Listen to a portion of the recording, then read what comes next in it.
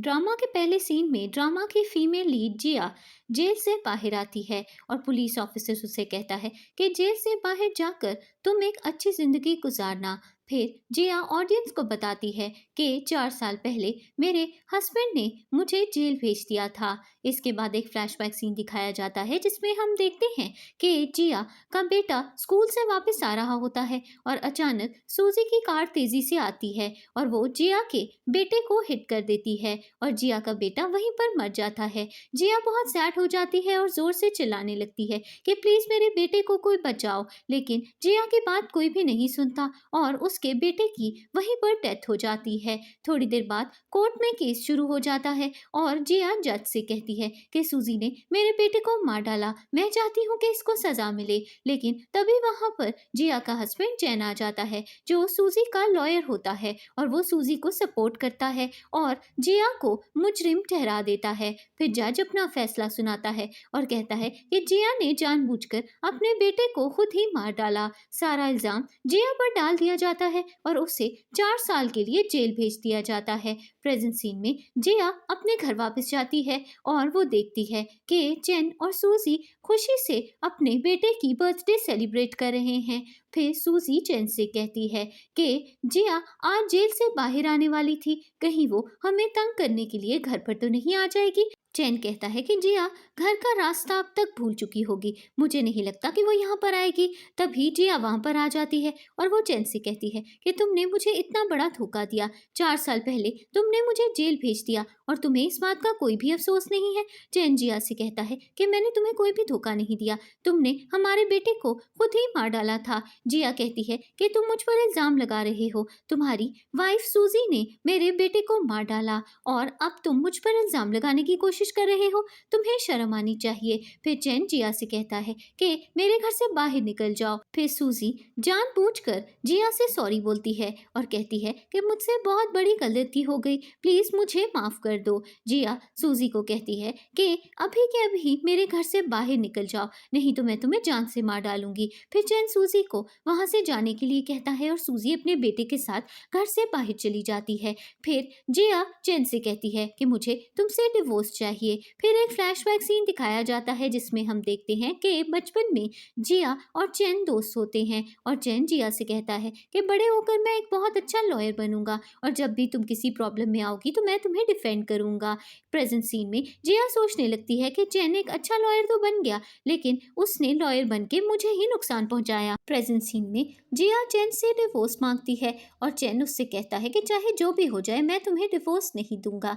जिया चैन से कहती है कि तुम्हें शर्म आनी चाहिए, एक तो तुमने मुझे इतने सालों तक जेल भेज दिया और उसके बाद तुम मुझे सूजी के साथ चीट भी कर रहे थे और अब भी तुम चाहते हो कि मैं तुम्हारे साथ रहूं।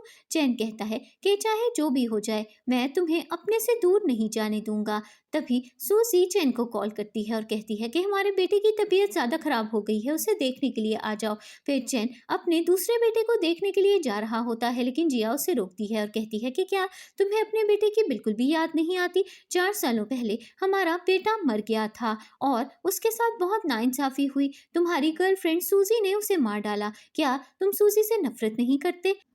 अगले सीन में जिया अपने बेटे की पिक्चर देखती है और फिर वो उसके साथ बिताए हुए सारे मोमेंट्स याद करती है और बहुत इमोशनल हो जाती है। फिर जिया अपने दिल में पक्का फैसला करती है कि वो अपने बेटे की कातिल को माफ नहीं करेगी और उससे बदला जरूर लेगी। अगले दिन जिया अपने रूम से बाहर जाती है और देखती है कि सूजी उसके बेटे का सारा सामान पैक करके मेड से कह रही है कि इस बच्चे की सारी चीजें घर से बाहर फेंक दो। जिया वहां पर आ जाती है और वो सूजी से कहती है कि तुम मेरे बेटे की पुरानी चीजें घर से बाहर क्यों फेंक रही हो? सूजी कहती है कि मैं और मेरा बेटा अब इस घर में शिफ्ट होने वाले हैं, इसी वजह से मैं तुम्हें और तुम्हारे बेटे की कोई भी चीज को यहाँ पर बर्दाश्त नहीं करूंगी। जिया सूजी को जोर से थप्पड़ मारती है, लेकिन तभी वहां पर चैन आ जाता है और वो जिया से कहता है कि तुम सूजी पर हाथ कैसे उठा सकती हो? जिया चैन से कहती है कि सूजी जानबूझकर मुझे गुस्सा दिला रही थी और मुझे बोल रही थी कि वो मुझे घर से निकाल देगी। चैन जिया से कहता है कि तुम सूजी के पीछे क्यों पड़ी हुई हो, उसने तुम्हारा क्या बिगाड़ा है। जिया चैन से कहती है कि सूजी ने हमारे बेटे को मारा है और मैं इसे इस घर में बर्दाश्त नहीं करूंगी। चैन जिया से कहता है कि जो मर गया उसके बारे में सोचने का क्या फायदा, मेरा और सूजी का एक और बेटा है और तुम उसे भी अपना बेटा समझ सकती हो। जिया चैन से कहती है कि तुम कैसे बकवास कर रहे हो, मैं अपने बेटे को कभी नहीं भूलूंगी।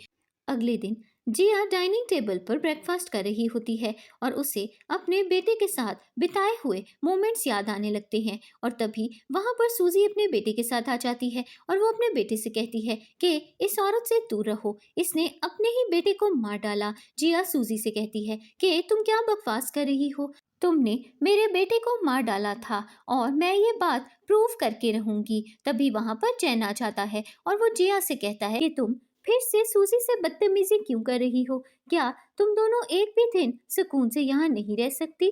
जिया चैन से कहती है कि मेरा बेटा मर चुका है और मुझे हर पल उसकी याद आती रहती है, तुम मेरे साथ ऐसा सलूक कैसे कर सकते हो। जब भी मैं तुम्हें सूजी की सच्चाई बताती हूँ तो तुम मेरी बात पर यकीन क्यों नहीं करते।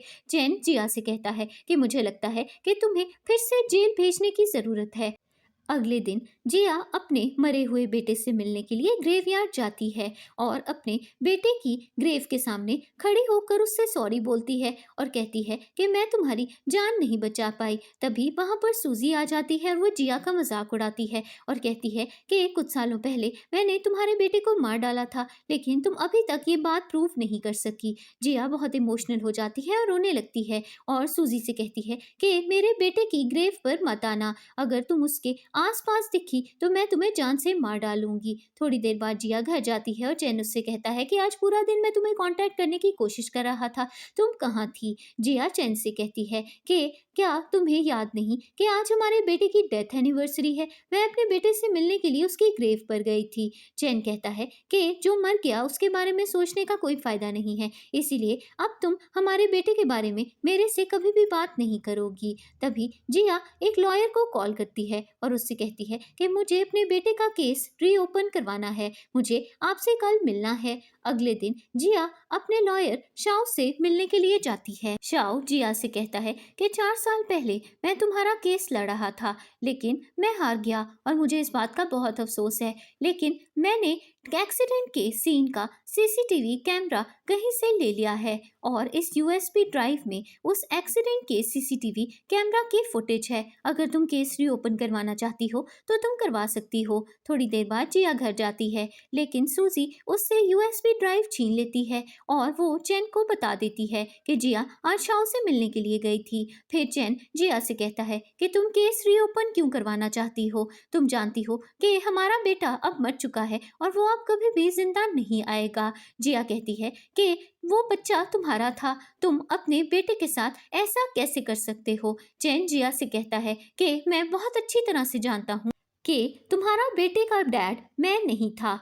तुमने अपने फ्रेंड के साथ अफेयर चलाया हुआ था और वो बच्चा तुम्हारे फ्रेंड का था और मेरा उससे कोई भी ताल्लुक नहीं था। जिया चैन से कहती है कि तुम मुझ पर इतना बड़ा इल्जाम कैसे लगा सकते हो। चैन कहता है कि मुझे पुरानी बातों में नहीं पड़ना, मैं चाहता हूँ कि तुम इस केस को रीओपन ना करो। फिर सूजी जिया को घर से बाहर निकाल देती है। जिया बहुत ज्यादा डिसअपॉइंट हो जाती है और वो खुद को मारने की कोशिश करती है। जिया रोड पर चलने लगती है और एक कार उसे आकर हिट करने ही वाली होती है कि तभी वहां पर चैन आ जाता है और वो जिया को कहता है कि क्या तुम पागल हो गई हो, तुम मरने की कोशिश क्यों कर रही हो। जिया चैन से कहती है कि तुम मुझ पर यकीन नहीं करते और अब मेरा बेटा भी इस दुनिया में नहीं रहा, इसीलिए मेरा जीने का कोई मकसद नहीं है। तभी चैन को उसके ऑफिस से कॉल आती है और वो किसी काम से ऑफिस चला जाता है।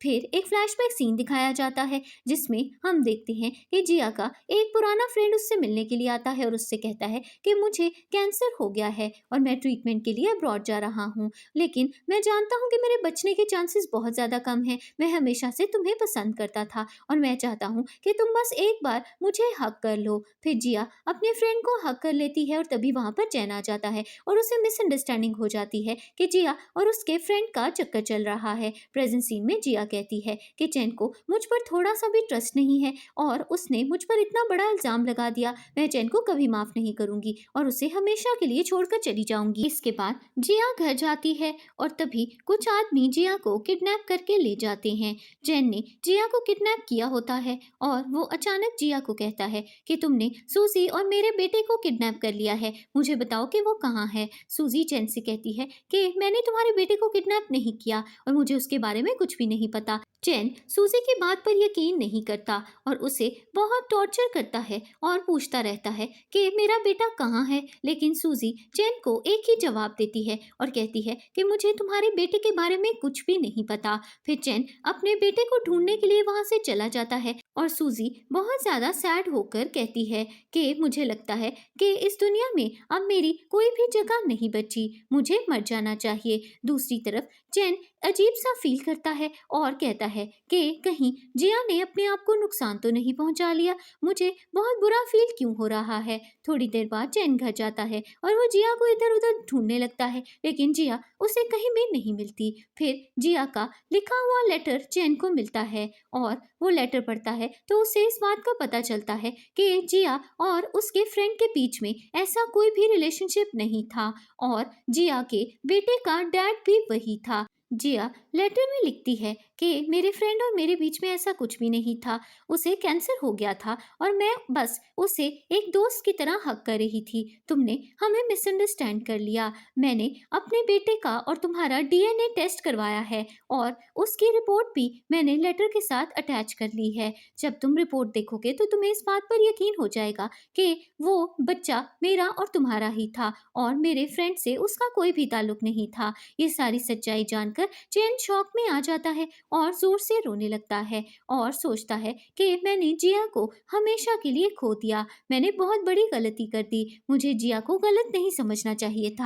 अगले दिन चैन का असिस्टेंट उससे मिलने के लिए आता है और उससे कहता है कि मैंने डीएनए टेस्ट की रिपोर्ट्स चेक करवाई हैं और रिपोर्ट्स देखने के बाद ये बात साबित हो गई है कि जिया के बच्चे के डैड आप ही हैं और कुछ सालों पहले जिया और उनके फ्रेंड की कुछ प्राइवेट फोटोज आपको भेजी गई थी। मैंने उन फोटोज को चेक करवाया है और मुझे पता चला है कि वो फोटोज भी फेक थी। आपकी वाइफ और उनके फ्रेंड के बीच में ऐसा कोई भी रिलेशनशिप नहीं था। चैन ये सच्चाई जानकर बहुत ज़्यादा सैड हो जाता है और वो सोचता है कि उसे कुछ भी करके जिया को ढूंढना होगा और उससे माफ़ी मांगनी होगी। फिर एक फ्लैशबैक सीन दिखाया जाता है जिसमें हम देखते हैं कि कुछ सालों पहले चैन के डैड उसे ब्लैकमेल करते हैं और उससे सूजी से शादी करने के लिए फोर्स करते हैं। चैन को मजबूरन अपने डैड की बात माननी पड़ती है और अपने डैड की वजह से ही उसने जिया को जेल भेजा था। प्रेजेंट सीन में चैन रोने लगता है और सोचता है कि वो जिया से माफी मांगेगा और उसे अपनी जिंदगी में वापस जरूर लेकर आएगा। दूसरी तरफ सूजी चैन के डैड से मिलने के लिए जाती है और उनसे कहती है कि मैं चैन को कब से कॉल करने की कोशिश कर रही हूँ, लेकिन चैन मेरी कॉल ही रिसीव नहीं कर रहा। चैन के डैड सूजी से कहते हैं कि अब तुम्हें किसी भी बात की फिक्र करने की कोई ज़रूरत नहीं है, जिया अब मर चुकी है और वो अब तुम्हारे और चैन के बीच में कभी भी नहीं आएगी। दूसरी तरफ चैन बहुत परेशान होता है और वो जिया को कांटेक्ट करने की कोशिश कर रहा होता है और तभी पुलिस ऑफिसर उसे कॉल करके बताता है कि जिया ने क्लिफ से जंप कर दिया था और उसकी बॉडी कहीं भी नहीं मिल रही। चैन जिया को ढूंढने के लिए जा रहा होता है, लेकिन तभी एक पुलिस ऑफिसर फिर से उसे कॉल करता है और कहता है कि जिया की डेड बॉडी मिल गई है और हम चाहते हैं कि आप डेड बॉडी को कंफर्म करने के लिए आ जाएं।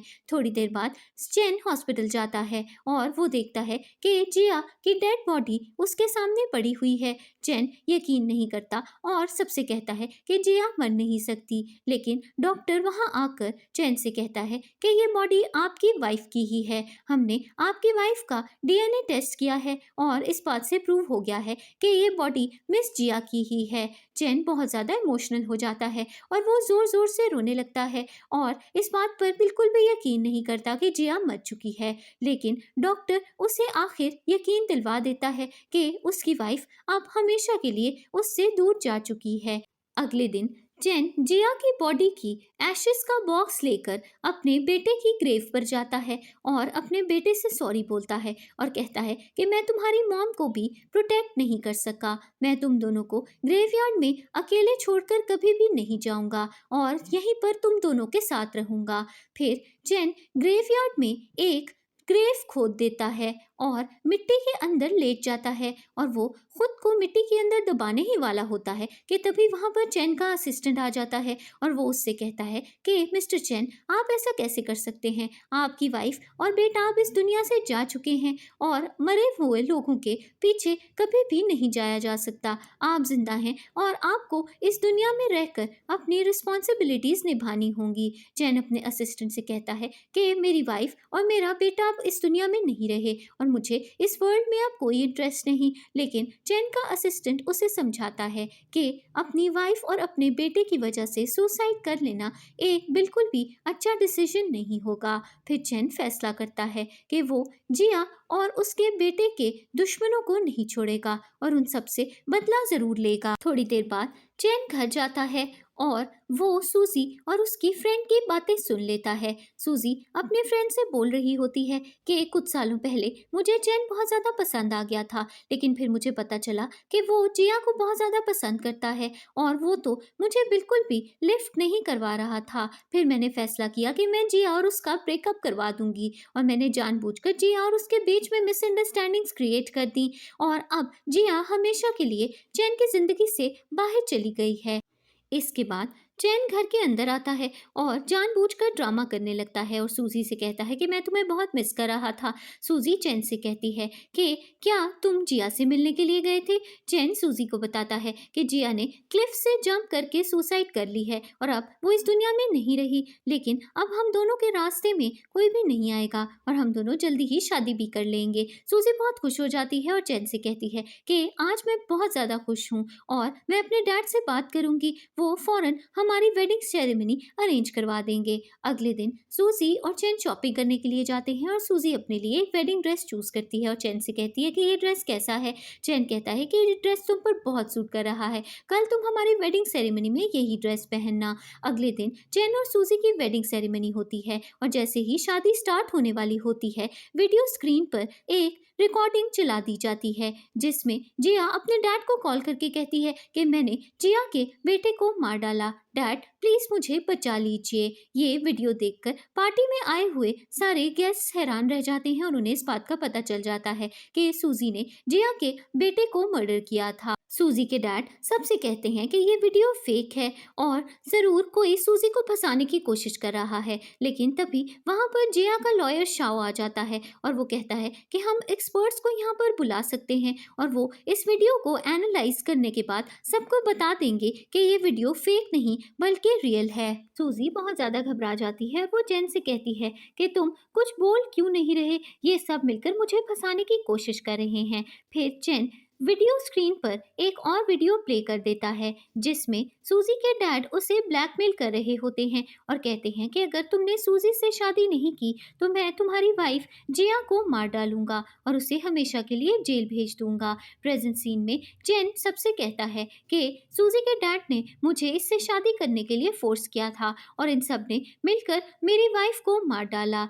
सूजी बहुत ज्यादा गुस्से में आती है और चैन से कहती है कि तुम ऐसा कैसे कर सकते हो। सूजी के डैड भी गुस्से में आकर चैन को कहते हैं कि अगर तुमने मेरे बेटे को नुकसान पहुंचाने की कोशिश की तो मैं तुम्हें नहीं छोड़ूंगा। चैन सूजी और उसके डैड से कहता है कि आप दोनों ने मिलकर जिया को मार डाला और उससे पहले आपने हमारे बेटे को भी हमसे छीन लिया। मैं आप दोनों को कभी भी माफ नहीं करूंगा और आप दोनों को सजा जरूर दिलवाऊंगा। सूजी चैन से कहती है कि क्या तुमने कभी भी मुझसे प्यार नहीं किया? मैं तुमसे इतना प्यार करती हूँ और तुम्हें हासिल करने के लिए मैंने ये सब किया और तुम मेरे साथ ऐसा सलूक कैसे कर सकते हो? चैन कहता है कि मैंने कभी भी तुमसे प्यार नहीं किया और तुमने हमेशा मुझे ब्लैकमेल किया और मुझे अपने साथ रहने के लिए मजबूर किया। मैं तुमसे नफरत करता हूँ और मैं तुम्हें अपनी जिंदगी से हमेशा से बाहर निकालना चाहता था, लेकिन जिया की वजह से मुझे मजबूरी में तुम्हें अपने साथ रखना पड़ा।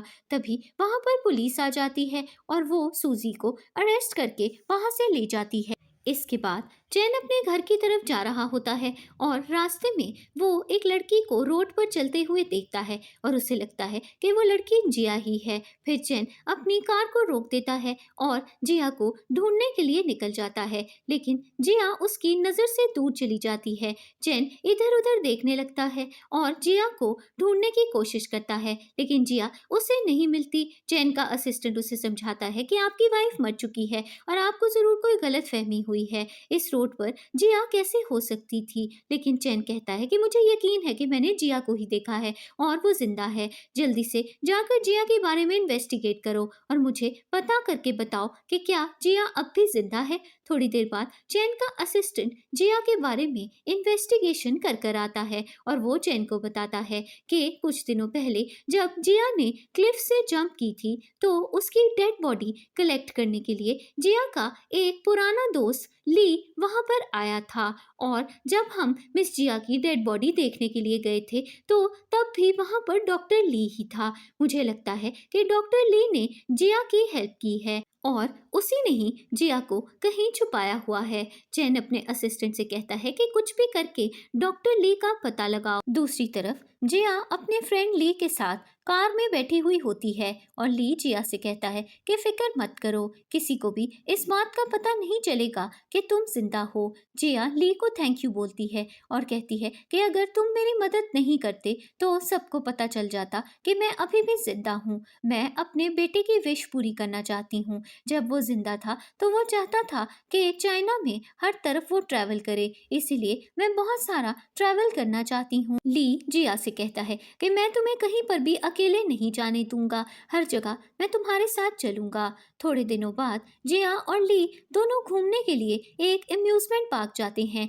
और वो दोनों राइड्स पर बैठकर एंजॉय करते हैं। दूसरी तरफ चैन हर तरफ जिया की पिक्चर लोगों को दिखाकर उसे ढूंढ रहा होता है, लेकिन किसी को भी जिया के बारे में कुछ भी नहीं पता होता। अगले दिन जिया और ली हाइकिंग करने के लिए माउंटेन्स पर चले जाते हैं और जब जिया हाइकिंग कर रही होती है तो इसी बीच वो गिर जाती है। ली उसे बचाने के लिए जाता है और इसी बीच हाइकिंग के टीम के बाकी मेंबर्स वहां से चले जाते हैं और ली और जिया माउंटेन टॉप पर अकेले रह जाते हैं। फिर ली जिया से कहता है कि रात होने वाली है, हमें किसी सेफ जगह पर जाकर बैठ जाना चाहिए। मैंने रेस्क्यू टीम को कॉल कर दिया है और मुझे यकीन है कि वो जल्दी ही हमें लेने के लिए आ जाएंगे। थोड़ी देर बाद रात हो जाती है और जिया और ली बैठकर रेस्क्यू टीम का वेट कर रहे होते हैं और इसी बीच जिया सो जाती है और जिया के ड्रीम में उसका बेटा आता है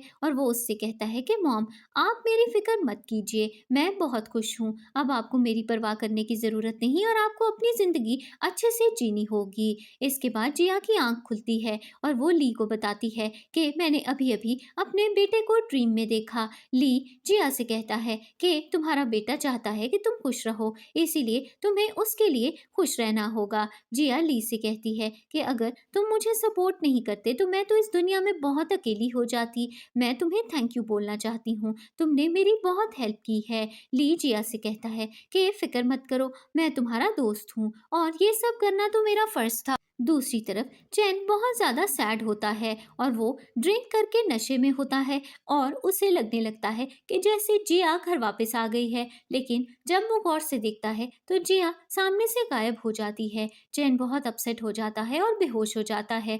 थोड़ी देर बाद चैन की आंख खुलती है और चैन का असिस्टेंट उसके पास आकर कहता है कि आपको मिस जिया को अब भूल जाना चाहिए। चैन अपने असिस्टेंट से कहता है कि ऐसा कभी भी नहीं होगा, जिया मेरी वाइफ थी और मैं उससे बहुत प्यार करता था। मैंने उसके साथ बहुत गलत किया है और मैं खुद को माफ नहीं कर पा रहा। मुझे अब इस दुनिया में रहने में कोई इंटरेस्ट नहीं रही। चैन का असिस्टेंट उससे कहता है कि आपको अपनी फैमिली के लिए जिंदा रहना होगा। अगर आप मर गए तो आपके मॉम डैड को बहुत दुख होगा और आपको अपनी कंपनी को भी तो संभालना है ना। आपकी कंपनी को आपकी ज़रूरत है और मैं चाहता हूँ कि आप कल से ऑफिस ज्वाइन करें। अगले दिन चैन ऑफिस की तरफ जा रहा होता है और तभी वहां पर सूजी आ जाती है और वो चैन से सॉरी बोलती है और कहती है कि प्लीज मुझे बचा लो, मुझे जेल नहीं जाना। चैन सूजी से कहता है कि तुम्हें शर्म आनी चाहिए, तुमने जिया और मेरे बेटे को मार डाला और उसके बाद जिया को भी सुसाइड करने पर फोर्स किया और अब तुम अभी भी मुझसे माफी मांगना चाहती हो? मैं तुम्हें कभी माफ नहीं करूंगा। सूजी चैन से कहती है कि मैं कुछ भी करने के लिए तैयार हूँ, प्लीज मुझे बचा लो। चैन कहता है कि अगर तुम चाहती हो कि मैं तुम्हें बचा लूं तो तुम्हें जिया से माफी मांगनी होगी। इसके बाद सूजी जिया और चैन के घर के बाहर अपनी नीज पर बैठकर जिया से सॉरी बोलती है और कहती है कि मैं गलत थी, मुझे तुम्हारे साथ ये सब नहीं करना चाहिए था। थोड़ी देर बाद चैन सूजी को जिया की ग्रेव पर ले जाता है और सूजी वहां पर भी जिया से सॉरी बोलती रहती है, लेकिन अचानक वो बेहोश हो जाती है। थोड़ी देर बाद सूजी की आंख खुलती है और वो देखती है कि वो एक हॉस्पिटल में पड़ी हुई है। फिर सूजी चैन से कहती है कि तुमने मेरे साथ क्या किया, तुम मुझे हॉस्पिटल क्यों लेकर आए हो। चैन सूजी को कहता है कि तुमने जिया और मेरे बेटे को मार डाला था, इसीलिए मैंने तुम्हारे बच्चे को मार डाला। अब तुम्हारे पेट में कोई बच्चा नहीं है, मैंने तुम्हारा अबॉर्शन करवा दिया है।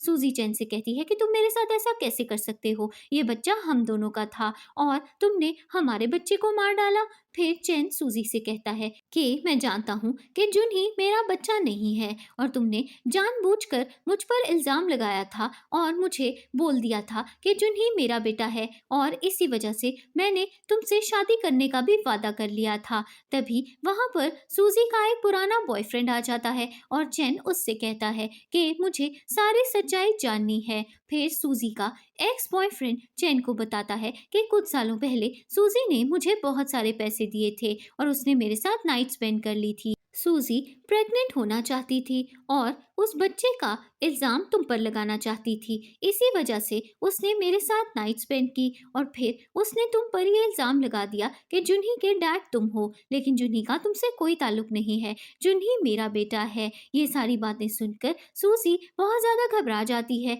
और वो अपने बॉयफ्रेंड से कहती है कि तुम झूठ क्यों बोल रहे हो, तुम मुझे फंसाने की कोशिश कर रहे हो। सूजी का बॉयफ्रेंड उससे कहता है कि तुम जानती हो कि तुमने मुझे बहुत सारे पैसे दिए थे और मुझे बोला था कि मैं कंट्री से बाहर चला जाऊं, लेकिन चैन ने मुझे ढूंढ लिया और उसने मुझे सच्चाई बताने पर मजबूर किया है, इसीलिए अब मैं झूठ नहीं बोलूंगा। फिर चैन वहां पर कुछ आदमियों को बुला लेता है और वो उनसे कहता है कि सूजी को पुलिस स्टेशन ले जाओ और इसे जेल से बाहर कभी भी मत आने देना। इसके बाद हमें दिखाया जाता है कि 5 साल गुजर चुके होते हैं और चैन अभी भी जिया और अपने बेटे की पिक्चर देखकर उन्हें याद कर रहा होता है और फिर चैन ऑडियंस को बताता है कि 5 साल से मैं जिया को ढूंढने की कोशिश कर रहा हूँ, लेकिन जिया मुझे अभी तक नहीं मिली। मैंने ऑर्फनेज को स्पॉन्सर किया और वहाँ पर बहुत से बीमार बच्चों की मैं मदद भी कर रहा हूँ और उस ऑर्फनेज से मैंने एक बच्चे को अडॉप्ट भी कर लिया है। तभी वहां पर चैन का अडॉप्टेड बेटा आ जाता है और वो चैन से कहता है कि डैड मुझे घूमने के लिए आपके साथ जाना है। चैन उससे कहता है कि तुम्हें हार्ट डिजीज है और तुम्हारा ज्यादा घूमना फिरना ठीक नहीं, अभी जाकर रेस्ट करो, मैं तुम्हें मेडिसिन दूंगा और उसके बाद ही हम दोनों घूमने के लिए जाएंगे। दूसरी तरफ जिया अब एक सक्सेसफुल डॉक्टर बन चुकी होती है और वो चाइना वापस आकर एक अवार्ड रिसीव कर रही होती है। अवार्ड लेते हुए जिया प्रोफेसर को थैंक यू बोलती है और तभी वहां पर ली आ जाता है और वो जिया को कॉन्ग्रेचुलेट करता है और कहता है कि तुम्हारी मेडिकल रिसर्च बहुत ज़्यादा सक्सेसफुल हुई है और चाइना में तुम एक अकेले डॉक्टर हो जिसे ये अवार्ड दिया गया है। फिर जिया ली से कहती है कि आज मैं बहुत ज़्यादा खुश हूँ और मैं तुम्हें अपने घर पर इनवाइट करती हूँ, मैं तुम्हारे लिए खाना बनाऊंगी और फिर हम एक साथ डिनर भी करेंगे। थोड़ी देर बाद जिया अपने घर चली जाती है और वो ली के लिए खाना बना रही होती है, लेकिन इसी बीच उसके हाथ पर चोट लग जाती है। तभी वहाँ पर ली आ जाता है और वो जिया से कहता है कि तुम्हें कुक करने की कोई ज़रूरत नहीं है, तुम्हें इतनी ज़ोर की चोट लग गई, चलो मैं तुम्हारी चोट पर मेडिसिन लगा देता हूँ। फिर एक फ्लैशबैक सीन दिखाया जाता है जिसमें हम देखते हैं कि चैन जिया को इंसल्ट कर रहा होता है और प्रेजेंट सीन में जिया सोचने लगती है कि चैन तो हमेशा मेरी बिल्कुल भी केयर नहीं करता था, ली तो बहुत ज़्यादा अच्छा है, मुझे थोड़ी सी चोट लगी और इससे मेरी इतनी ज़्यादा फिक्र हो गई। इसके बाद ली जिया से कहता है कि तुम्हें कुक करने की कोई ज़रूरत नहीं है, डाइनिंग टेबल पर जाकर मेरा वेट करो, मैं तुम्हारे लिए खाना बना कर लाता हूँ। थोड़ी देर बाद ली जिया के लिए खाना बनाकर ले आता है और वो दोनों एक साथ खाना खाते हैं और फिर जिया ली को बताती है कि मुझे अपने बेटे से मिलने के लिए उसके ग्रेव पर जाना है। ली जिया जिया से कहता है कि तुम बहुत देर बाद चाइना वापस आई हो और मुझे भी लगता है कि तुम्हें अपने बेटे से मिलने के लिए उसकी ग्रेव पर जाना चाहिए। फिर जिया ली को बताती है कि मैंने मेडिकल रिसर्च कंप्लीट कर ली है और जिन बच्चों को हार्ट डिजीज है मैंने उनके लिए एक ट्रीटमेंट भी तलाश किया है। चाइना में जितने भी बच्चों को हार्ट डिजीज है अब मैं उनका ट्रीटमेंट करने की कोशिश करूंगी। अगले दिन जिया अपने बेटे से मिलने के लिए उसकी ग्रेव पर जाती है और उससे कहती है कि मॉम चाइना से बाहर थी, इसीलिए मॉम तुम्हें मिलने के लिए नहीं आ सकी। अब मैं डॉक्टर बन चुकी हूँ और मैं बहुत सारे बच्चों का ट्रीटमेंट करने वाली हूँ। मुझे यकीन है कि जब मैं उन बच्चों को ठीक करूंगी तो तुम बहुत खुश होगे। इसके बाद जिया वहाँ से वापस जा रही होती है, लेकिन तभी वहाँ पर चैन आ जाता है और वो जिया को मास्क में देखकर कहता है कि तुम अपना मास्क अभी उतारोगी, मुझे यकीन है कि तुम मेरी वाइफ जिया हो। जिया चैन से कहती है कि तुम मेरे साथ बदतमीजी नहीं कर सकते, मैं तुम्हारे कहने पर अपने चेहरे से मास्क नहीं उतारूंगी और अगर तुम मुझे तंग करोगे तो मैं पुलिस को भी बुला सकती हूँ। फिर जिया वहाँ से चली जाती है और चैन अपने बेटे की ग्रेव पर जाता है और अपने बेटे की ग्रेव पर एक टॉय बॉक्स पड़ा हुआ देखता है। फिर एक फ्लैशबैक सीन दिखाया जाता है जिसमें हम देखते हैं कि जिया अपने बेटे के लिए एक टॉयज का बॉक्स लेकर आती है। प्रेजेंट सीन में चैन वो टॉय बॉक्स देखता है और उसे याद आ जाता है कि जिया ने अपने बेटे के लिए ये टॉय का बॉक्स खरीदा था। इसके बाद चैन जिया को ढूंढने के लिए जाता है, लेकिन जिया ऑलरेडी वहां से जा चुकी होती है। दूसरी तरफ ली जिया का कार में वेट कर रहा होता है और उससे कहता है कि मैंने चैन को अंदर जाते हुए देखा था और मैं तुम्हें बचाने के लिए आ ही रहा था। जिया कहती है कि मैंने अपने चेहरे पर मास्क पहना हुआ था। चैन को शक हो गया था कि मैं जिया हूँ, लेकिन उसे इस बात पर यकीन नहीं हुआ कि मैं उसकी वाइफ हूँ। मुझे नहीं लगता कि वो मुझे ढूंढने की कोशिश करेगा। वैसे भी मैं चाइना बच्चों का ट्रीटमेंट करने के लिए आई हूँ और जैसे ही मेरा काम पूरा हो जाएगा मैं चाइना से बाहर चली जाऊंगी, इसीलिए चैन मुझे ज्यादा देर तक ढूंढ नहीं पाएगा। दूसरी तरफ चैन जिया को अभी भी ढूंढ रहा होता है और चैन का असिस्टेंट वहां आकर उससे बताता है कि हमने इन्वेस्टिगेट करने की कोशिश की, लेकिन मिस जिया के बारे में हमें कुछ भी पता नहीं चला। हमने ग्रेवयार्ड के सीसीटीवी कैमरास की फुटेज भी चेक की है, लेकिन किसी ने वो फुटेज ऑलरेडी डिलीट करवा दी है। चैन अपने असिस्टेंट से कहता है कि मुझे यकीन है कि जिस लड़की को मैंने अपने बेटे की ग्रेव पर देखा था वो जिया ही है। मैं चाहता हूँ कि तुम फर्दर इन्वेस्टिगेशन करो और मुझे इस बारे में इंफॉर्मेशन ला कर दो। तभी वहाँ पर घर की मेड आ जाती है और वो चैन को बताती है कि टेही बहुत ज़्यादा बीमार हो गया है, हमें उसे अभी हॉस्पिटल ले जाना होगा। थोड़ी देर बाद चैन टेही को हॉस्पिटल लेकर जाता है और डॉक्टर वहां पर आता है और वो चैन को बताता है कि एक मेडिकल रिसर्चर चाइना वापस आई हैं और वो डॉक्टर बच्चों के हार्ट डिजीज का इलाज कर रही हैं और हमें यकीन है कि अगर आप उन्हें ढूंढ लेंगे तो आपके बेटे का ट्रीटमेंट अच्छे से हो जाएगा, वो बिल्कुल ठीक भी हो जाएगा। दूसरी तरफ जिया अपना हॉस्पिटल ज्वाइन कर लेती है और डॉक्टर उसे आकर वेलकम करता है और कहता है कि हम काफ़ी टाइम से आपका इंतज़ार कर रहे थे, मुझे उम्मीद है कि हम सब मिलकर बच्चों की जान ज़रूर बचाएंगे। दूसरी तरफ चैन अपने घर जाता है और चैन का असिस्टेंट उसे बताता है कि हम सूजी को लेकर आ गए हैं। फिर सूजी चैन से कहती है कि मैं 3 साल जेल में रहती रही और आज मैं जेल से बाहर निकली हूँ, फिर तुमने अपने आदमियों को मुझे पकड़ने के लिए क्यों भेज दिया। चैन सूजी से कहता है कि 3 साल की सजा तुम्हारे लिए काफी नहीं थी, इसीलिए मैं तुम्हें और सजा देना चाहता हूँ। अगले दिन हॉस्पिटल की मैनेजमेंट टीम जिया की वेलकम पार्टी रखती है और तभी वहां पर चैन आ जाता है और वो जिया को जिंदा देखकर हैरान रह जाता है और जिया के पास जाकर कहता है कि मुझे यकीन था कि तुम जिंदा हो, मैंने तुम्हें ढूंढने की बहुत कोशिश की, लेकिन इतने सालों तक तुम मुझे मिली ही नहीं। मुझे अब इस बात पर यकीन हो गया है कि तुमने मुझे चीट नहीं किया था और मुझे इस बात का भी पता चला है कि सूजी मुझे धोखा दे रही थी और जुन्ही मेरा बेटा नहीं था, बल्कि वो तो सूजी के किसी एक्स बॉयफ्रेंड का बेटा है। जिया चैन से कहती है कि मेरा और तुम्हारा ब्रेकअप हो चुका है और अब मुझे तुम्हारी लाइफ में कोई भी इंटरेस्ट नहीं है, इसीलिए प्लीज मुझे डिस्टर्ब मत करो और यहाँ से चले जाओ। चैन जिया से सॉरी बोलता है और फिर उसे रिंग देकर प्रपोज करता है और कहता है कि प्लीज मुझसे फिर से शादी कर लो, मैं तुमसे अलग नहीं रह सकता। जिया चैन को मना कर देती है और कहती है कि मुझे तुमसे नफरत है और मैं तुम्हारी शक्ल भी नहीं देखना चाहती। चैन जिया से कहता है कि मैं जानता हूँ कि तुम अभी मुझसे बहुत ज्यादा नाराज हो, लेकिन मैं तुम्हें मनाता रहूंगा और मुझे यकीन है कि एक दिन तुम मेरी बात जरूर मान जाओगी। थोड़ी देर बाद जिया घर चली जाती है और वो ली से कहती है कि चैन ने मुझे देख लिया है और उसने फिर से मुझे तंग करना शुरू भी कर दिया है, मैं उसकी शक्ल भी नहीं देखना चाहती। फिर ली जिया से कहता है कि तुम फिक्र मत करो, मैं तुम्हें हमेशा सपोर्ट करूंगा। तुम चाइना में बच्चों का ट्रीटमेंट करने के लिए आई हो और तुम्हें अपना काम पूरा करके जाना चाहिए। तुमने कुछ भी गलत नहीं किया, इसीलिए तुम्हें चैन से छुपने की कोई भी जरूरत नहीं है। अगर वो तुम्हें तंग करेगा तो मैं तुम्हें सपोर्ट करूंगा, तुम्हें डरने की कोई जरूरत नहीं। दूसरी तरफ चैन घर जाता है और उसे जिया और अपने बेटे की याद आने लगती है और फिर वो खुद से प्रॉमिस करता है कि वो जिया से सॉरी बोलेगा और उसे घर वापस लेकर आएगा। कहता है कि मैं तुमसे माफी मांगने के लिए आया हूँ और चाहे कुछ भी हो जाए मैं तुम्हें घर वापस लेकर जाऊंगा। जिया कहती है कि ऐसा कभी भी नहीं होगा, इसीलिए तुम्हें झूठी उम्मीद लगाने की कोई जरूरत नहीं। फिर चैन कहता है कि अगर तुमने मेरी बात नहीं मानी तो मैं खुद को मार डालूंगा। जिया कहती है कि यहाँ पर तमाशा लगाने की जरूरत नहीं, अगर तुम्हें मरना है तो घर जाकर मरो। फिर ली जिया को लेकर वहां से चला जाता है।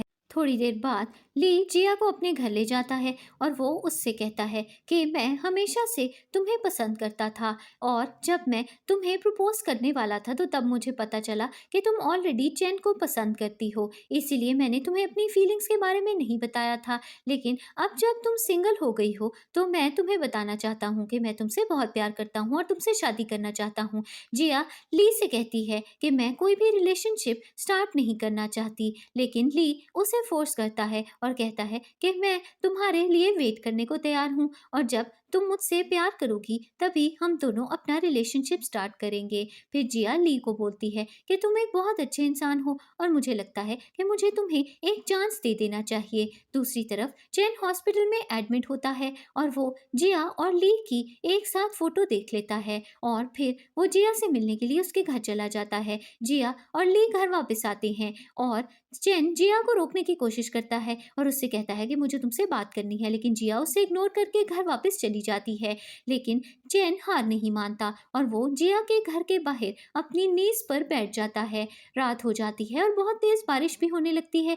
इसके बाद ली जिया को आकर बताता है कि बाहर बहुत तेज बारिश हो रही है और अभी भी चैन हमारे घर के बाहर ही है। जिया कहती है कि उसे इग्नोर करो, मुझे चैन की कोई भी परवाह नहीं। अगली सुबह जिया ली के साथ घर से बाहर आती है और चैन अभी भी जिया का घर के बाहर खड़ा होकर वेट कर रहा होता है। जिया उसे इग्नोर करती है और ली के साथ वहां से चली जाती है। थोड़ी देर बाद चैन का असिस्टेंट वहां आकर उससे कहता है कि आपको अपनी हेल्थ का ख्याल करना चाहिए, मेरे साथ हॉस्पिटल चलिए। लेकिन चैन अपने असिस्टेंट से कहता है कि जब तक जिया मुझे माफ नहीं करेगी मैं यहाँ से नहीं जाऊंगा। इसके बाद चैन बेहोश हो जाता है और चैन का असिस्टेंट उसे हॉस्पिटल ले जाता है। दूसरी तरफ चैन का अडॉप्टेड बेटा टेही उसे देखने के लिए आता है और वो चैन के असिस्टेंट से कहता है कि डैड को क्या हो गया है। चैन का असिस्टेंट टेही से कहता है कि तुम्हें अपने हेल्थ की परवाह करनी चाहिए, तुम्हारे डैड जल्दी ही ठीक हो जाएंगे।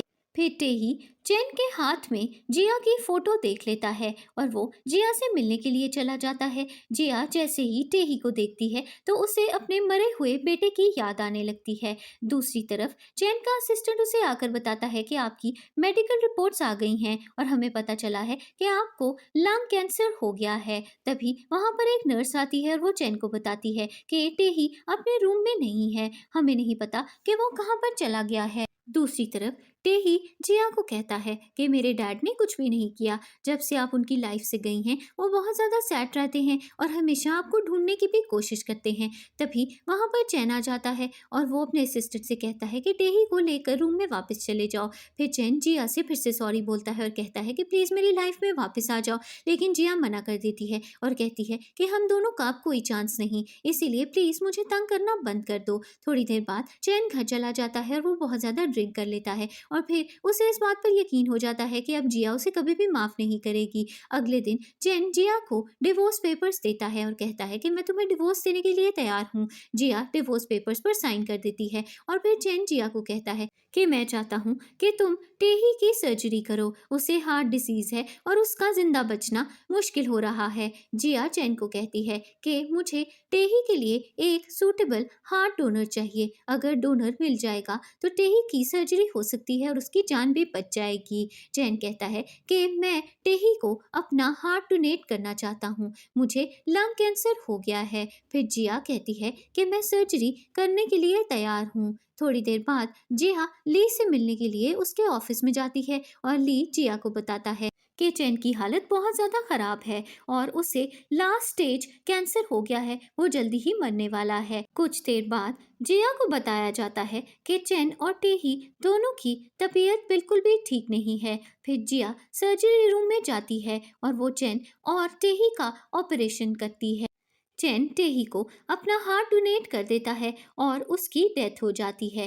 इस सीन पर स्टोरी की एंडिंग हो जाती है। अगर आपको ये स्टोरी पसंद आई हो और आप ऐसी ही और स्टोरीज सुनना चाहते हैं तो हमारे चैनल को सब्सक्राइब करना मत भूलिएगा।